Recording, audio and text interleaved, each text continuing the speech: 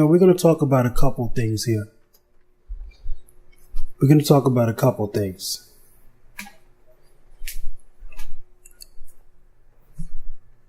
And one of them, we're going to talk a little bit about the playoffs. We're going to talk about a little bit of current events when it comes to boxing, just sports in general, maybe a little art too, because, I do have a record that's in review right now. And some new equipment that I've got on deck as well. Now, one thing that stands out to me in my mind right now, that's been going through my mind is, I've been arguing with a few colleagues, and I've been watching debates on television for the past couple years concerning LeBron and MJ. You all know the debate. Now, you know what I find amazing? Before I even get into the specifics of it all, you have people talking about one-on-one matchups, people talking about titles, people talking about all defense team nominations, etc. Scoring time. I want to look at something. LeBron just passed Kareem, right, on the scoring list. But yet he only has one scoring title. And everyone brings out that stat. LeBron won 1, Jordan won 10. Then the all defense team stuff. Now, if you want to make the defense argument, I'll give you a little bit of a bone. LeBron's capable of playing excellent defense, and he's been magnificent. He's reached peaks defensively that Jordan's never reached. Let's keep it 100% real. You want to talk about all-inclusive stats, we could go there, but don't embarrass yourself and pretend like LeBron hasn't startled and amazed and provided blocks and stops leading to transitional points that Jordan never would have done, even at his absolute best. He just physically doesn't have the tools to do stuff like that. Everyone wants to augment him for the sake of the argument because everyone wants to protect their era. People have a problem with being impartial. At the end of the day, I grew up in both eras. I'm an 80s baby. I grew up idolizing Jordan just like everybody else. The whole be like Mike thing was part of my childhood too. I'm the same age as LeBron. LeBron grew up in that same era too.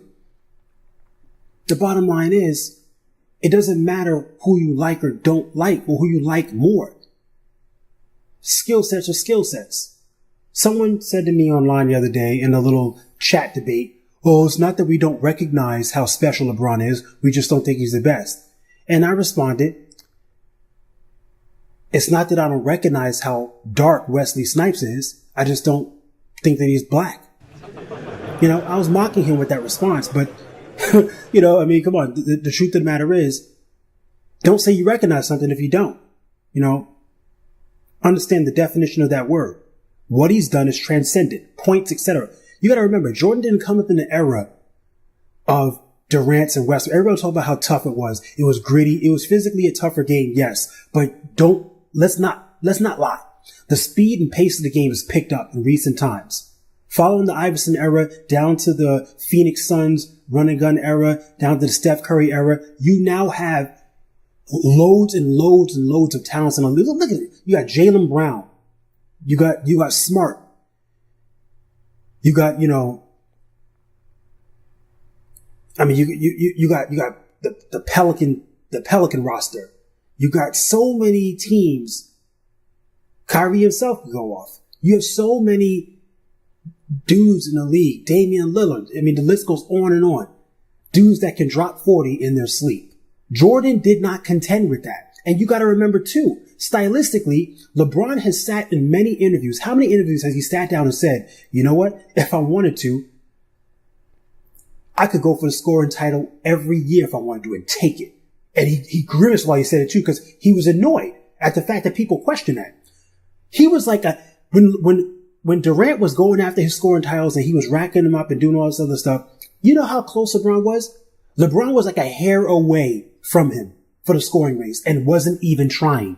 And this is not up for debate. When you look at his numbers, his assist numbers consistently went through the roof. LeBron didn't come close to winning scoring titles and then sacrifice assists and sacrifice, the rest of his playing style. No.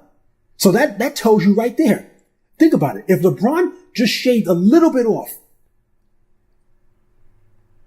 of his generalship and went more for scoring, you know how easily he would win scoring titles? And this is in an era where you have more pure scorers than Jordan to compete with. Jordan had some great players in his era. Let's not lie. Stop lying.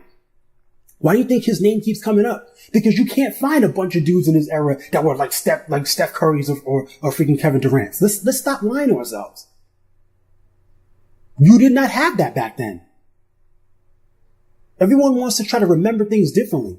Jordan was transcendent for a reason because there weren't players like him. If there were players like Jordan, we wouldn't be talking about him the same. Why do you think he's the only name that keeps coming up from that era?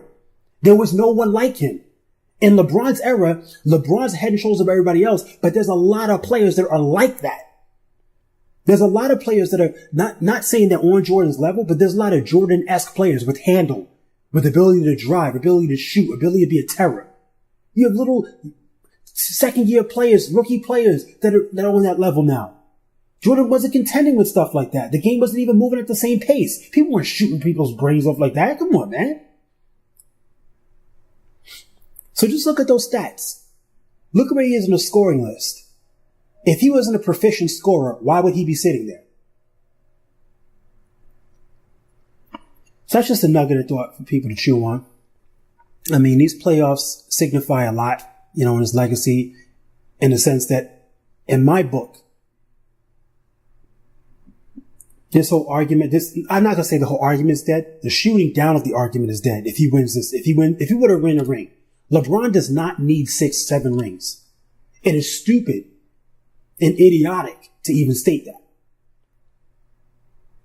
LeBron only needs one more ring. You got LeBron with 4 rings in his resume, and you're telling me that he can't vie for the top spot? Come on. You're smoking. You're smoking. Now for a break. You're smoking.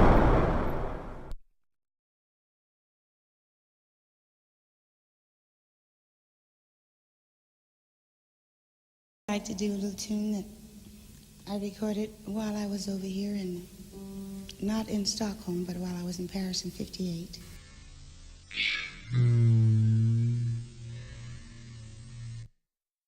Tune, tune, tune, tune, tune, tune, tune.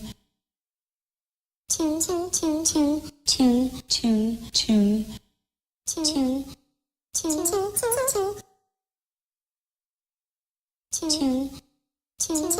tune.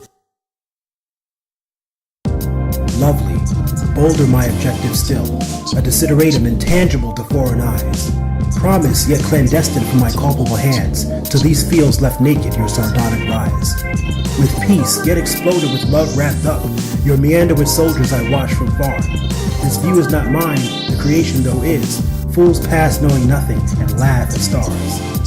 I'm disenchanted with the shape of the parochial mold of consequences most absorb as transcendent falls.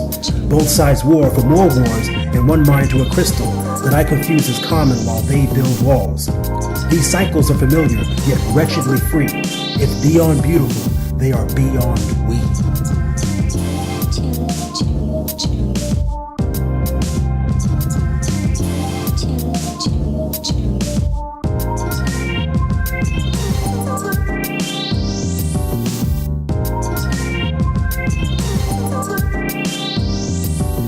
No deadpool society, I'm living silenceless man. I'm the paradox of people, I'm serving king of the clan. You like candles and bow chant, he invented this and he inscribed that. Only acknowledge those that seem to run with the pack. Wow, I refer to heroes often in the fact they represent a foundation, given crowns that they own in fraction, merely keeping the foreigner from satisfaction. Misappropriation is adamant. He's on his high horse, his gun is falling, but he's arrogant. By his own definition, his actions are gallant. Whipping a slave we all hate. Who is his master? He's many. Blowing quarters up for pennies, and his DNA is on the bloody hands of Jenny. Figurehead's right and an honor. With work I put into a drunken stupor. I've no honor cause I'm lowborn with no future. All the same, you look afraid. Under my brainstorms of rage, even ignorant shadows can never cover up a page.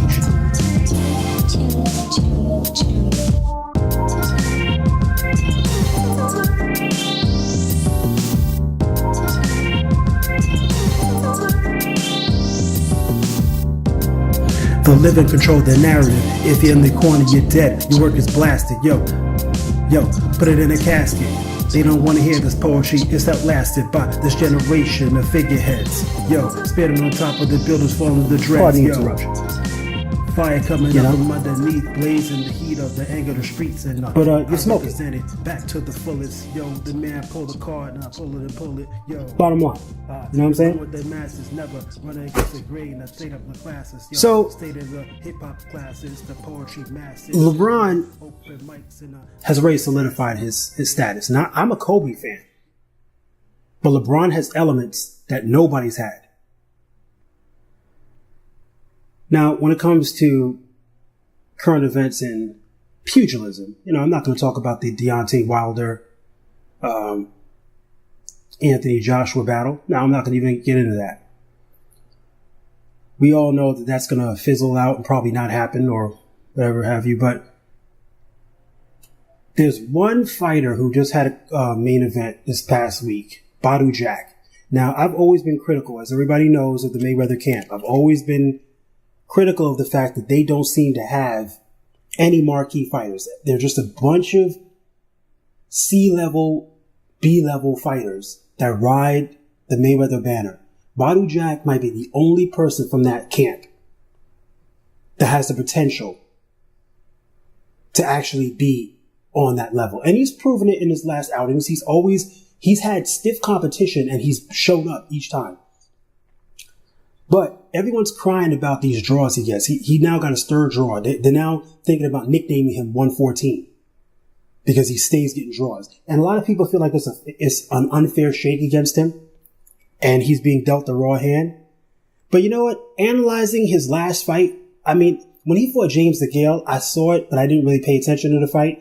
In his last fight against Adonis Stevenson, that was a real step-up fight. And I was paying attention to that matchup because I wanted to see what exactly he was made of. And so I watched that fight, and I even watched it more than once. Badu Jack is his own enemy. It's not just the judges ripping him off. He has the opportunity to put fights away. He does not have solid footwork. And I'm always critical of people that want to box. Like, this is what you need to understand about boxing. You're going to be a slugger or you're going to be a finesse fighter. You have to choose what you want to be. You cannot, now, not to say that you can't mix skill sets, because I obviously agree with mixing skill sets. But if you're going to be a slickster, understand thoroughly how to be a slickster. If you don't have solid footwork, you are going to pay dearly trying to be a slickster. Because the thing about it is, he tries to fancy himself a body punch specialist who's a slick maneuverer in the ring. He's slick defensively. He tries to be. But if you watch his feet, he does not move his hands, his shoulders, and his feet in unison. It's like a dance when you're boxing. You can tell a slick, smooth artist in the ring from how they look, when they look like they're dancing. When you look at Mayweather, he looks like he's dancing. It looks like if he wanted to, he could put on a suit, step on a ballroom, and he will flow without a problem. He has dancing mechanics of the weight. That's how boxing is. You cannot be a rigid person. Your hands move and then your feet move, or you're stagnant with your upper body, and you throw your guard up and then you move your feet and then you follow up with your hands. No, it has to be in one movement. Slide, shift, slip. Throw the counter, slide, throw the hook. You're chambering the punch as you're sliding over and embracing yourself on the back foot or to the side. It has to be one unified movement. Whenever you're moving, cutting defensively, offensively, it has to be one solid movement, like a well-oiled machine. He doesn't have that in his arsenal. He eats a lot of punches that he doesn't need to. He was winging punches, and because Adonis Stevenson has suspect defense, some of his overhands that he was swinging in absolute desperation were catching Adonis, and that's the only thing that was slowing him down. And I was laughing how they were showing the replays as if they were like these well thought out punches that were winning him rounds convincingly. I'm like, you do realize that during the early rounds, Stevenson was assaulting him, and even the middle rounds, Stevenson was assaulting him. And if he wasn't landing those overhands because Stevenson was overly aggressive, he probably would have been put out. Now, don't get me wrong. He has some high points. I do like that he's a thinking fighter, and he puts together nice combinations, and he is a good body puncher. And towards the end of the fight, the very end of the fight, he did have Stevenson almost out, which I was very impressed with. But all of this comes on the tail end of Stevenson getting fatigued, which the whole camp advertised it with banking on going into the fight. I take points away from the fact that you needed that. Because before that, everyone's talking about, he was losing those rounds by a hair. No, he wasn't.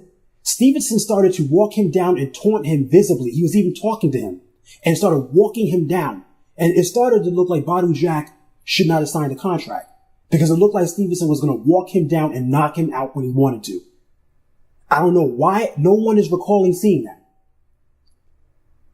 It looked like it was going to end early. He was walking him down. He was hitting him at will with uppercuts because once again, Badu Jack is slick, but he's not slick enough. His feet are too stagnant. They don't move. It's almost like he has knee problems. There's no fluidity to it. It's not that his reaction time is bad. It's just that his response and mechanics aren't good. So the minute that he's trying to slip and move, he's eating punches. His hands are low when they don't need to be low. I mean, he's a technically good fighter. It's just he seems to be very rigid in his execution, and it leaves openings. But as far as his overall technique, he's actually upper tier. He has potential, but he is the reason for his draws because it was a clear draw. It doesn't matter what you want to say about that fight. That fight was a clear draw. He did a good job coming back at the end, but just like Paulie Malignaggi and the rest of the commentators said, he had to.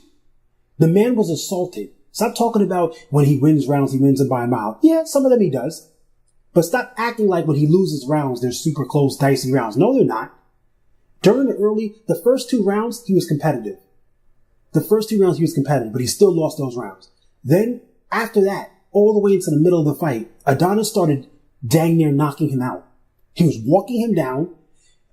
Badu Jack started to fight scared. Every punch he threw while wincing. He would half throw the punch. He would pull the punch back while he was throwing it and start wincing, bracing for the damage that was going to come back. You can't fight like that in a championship fight. To be honest with you, I think there was just some miscalculations on the Stevenson side because in a rematch, I honestly believe Stevenson could probably knock him out.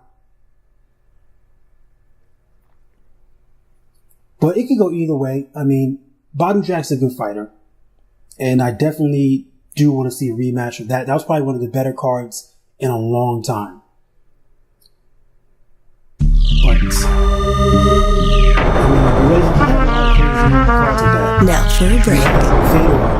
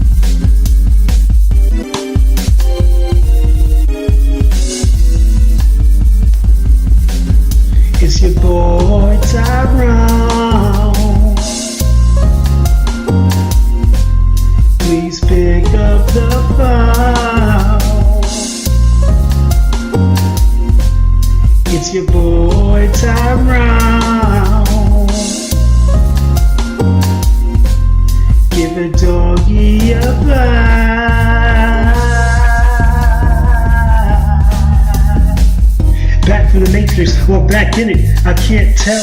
Staring at ledges that measure the word felon driven. Out of body, out of mind, out of world protected. From coming generations, you want some? The hands on. But no promises, baby. The crown's ransom. Silence grows with fears that you can stand on. Drop your savior, drop to your knees, this is the wall. And your lesson, forget the breeze before you fall. Honestly, part of me, finally, if you could challenge me, make the move, and finish what you start, then I can take it as an okay. Check the stampede, redirect and ping your whole game, and laugh until I'm insane. Post lobotomy, I run you down without a cane. I'm the pusher man, I bring you fire in the rain. Loving it, were you born prone to forget? Is it not the same cup you hold up? You found the regret. It's your boy Tyrone.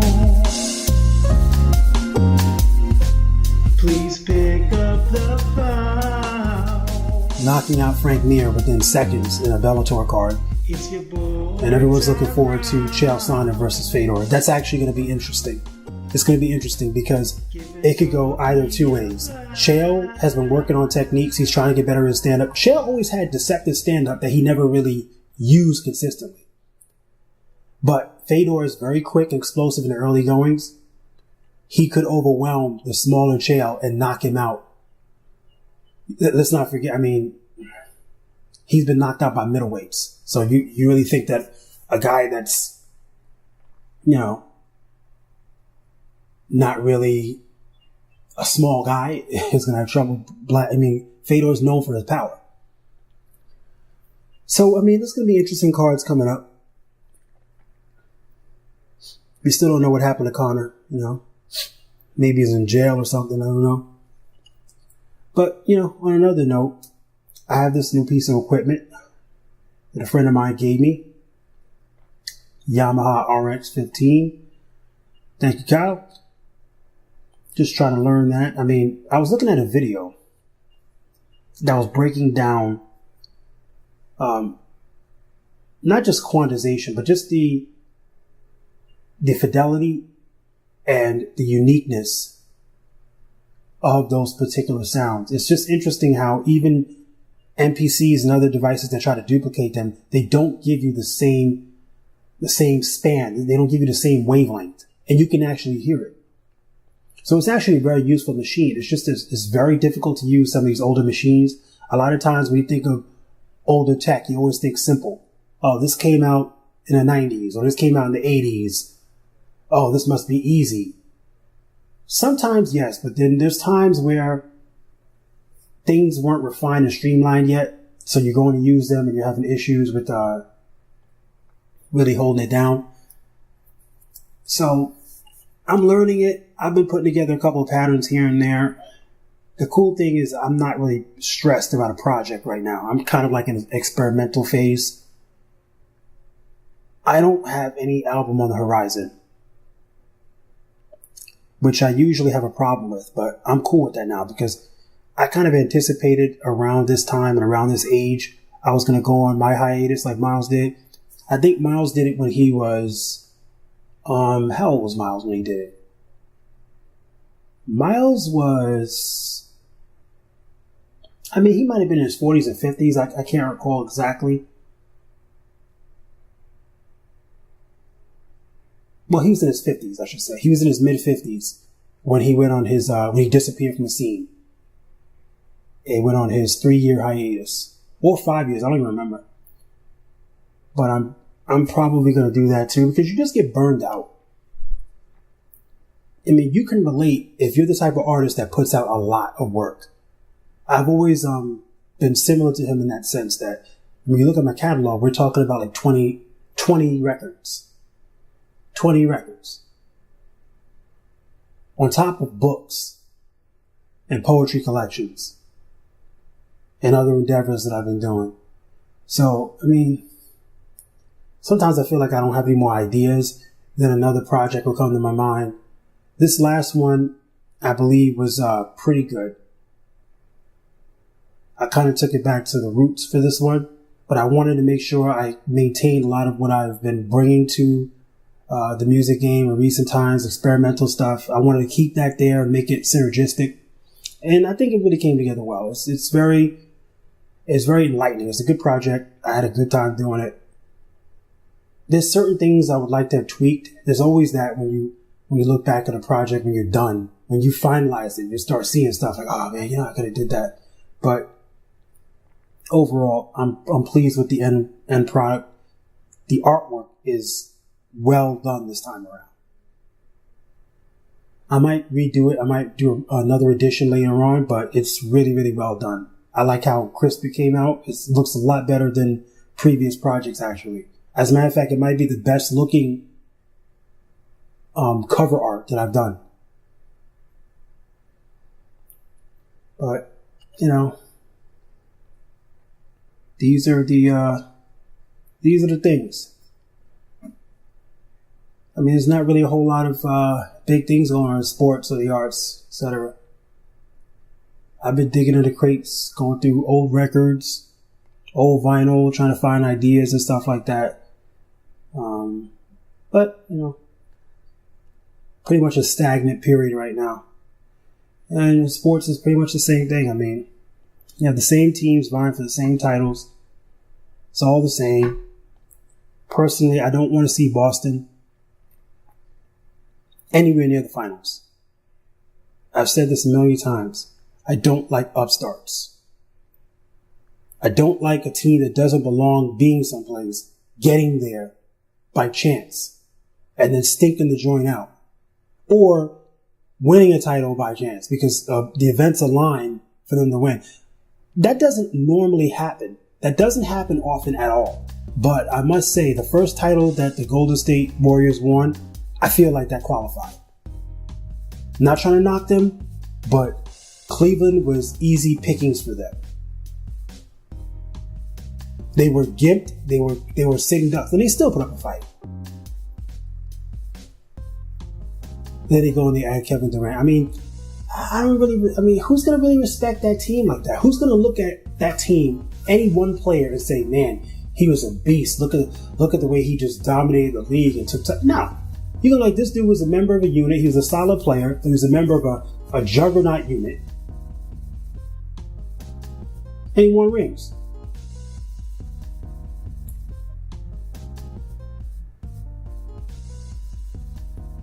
And so, that's basically it. I mean, stay tuned for more stuff, more content will coming your way. Music projects in the works, and take care.